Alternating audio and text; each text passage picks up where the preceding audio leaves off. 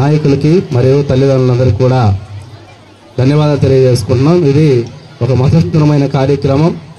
ఈ కార్యక్రమంలో విద్యార్థులు మా చిన్నప్పటి రోజుల్లో మా నాన్నగారు పెద్దవాళ్ళు వచ్చి టీచర్స్కి ఒక మాట చెప్పేవాళ్ళు. అదేంటంటే మా వాడు మాట వినట్లేదు సార్, తాట తీయండి అని.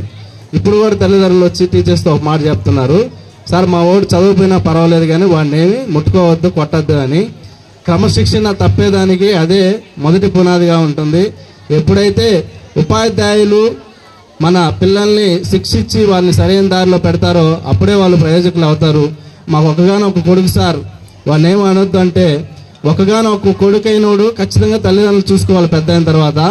కానీ ఇద్దరు ముగ్గురున్నా పర్వాలేదు, ఒకగానొక కొడుకుని గారాభంగా పెంచితే పెద్ద అయిన తర్వాత తల్లిదండ్రుల్ని గౌరవించడు, మరియు సమాజాన్ని కూడా గౌరవించకుండా వాడు చెడిపోయి ఎందుకు పనికి రాకుండా పోతాడు. కాబట్టి ఇలాంటి తల్లిదండ్రులకు సూచనలు సలహాలు ఇవ్వడానికి మంచి కార్యక్రమాన్ని అరేంజ్ చేసినటువంటి గవర్నమెంట్కి కానీ మరియు పాఠశాల యాజమాన్యానికి కూడా ధన్యవాదాలు తెలియజేసుకుంటూ, మాకు ఈ అవకాశాన్ని ఇచ్చినటువంటి స్కూల్ యాజమాన్యానికి ధన్యవాదాలు తెలియజేస్తున్నాం.